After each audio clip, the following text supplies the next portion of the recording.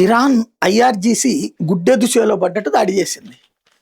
పక్కన ఉన్నటువంటి గల్ఫ్ దేశాల్లో ఉన్నటువంటి వాటి మీద దాడి చేయడం ఏది పడితే దాని మీదన అనేది ఓకే. కానీ అమెరికన్ బేసులకు సంబంధించి ఖాళీ వాటి మీద దాడి చేసింది. జోర్డాన్లో కూడా అట్లాంటి పరిస్థితి అయింది. కొంతవరకు అంటే వీళ్ళు 100 ఎక్స్పెక్ట్ చేస్తే అక్కడ 5దో 10దో జరుగుతుంది.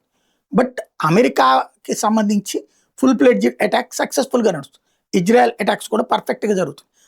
తాజాగా కూడా ఏదైతే ఇరాను హౌతీ ఇద్దరు కూడా కలిపి ఎర్ర సముద్రంలో 6 అట్లాగే మన హార్ముజ్ జలసంధి దగ్గర ఒక షిప్ మీదన దాడులు చేసినటువంటి సంఘటనలు జరిగాయి.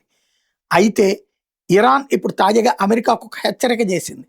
మీరు ఇకపైన దాడి చేయడం కష్టం, ఆల్ జీపీఎస్ శాటిలైట్ సిగ్నల్స్ టెల్లవీవ్కి నిర్దేశించినవన్నీ కంప్లీట్ బ్లైండ్ చేసేసాం, జామ్ చేసి పారేసామని చెప్పింది.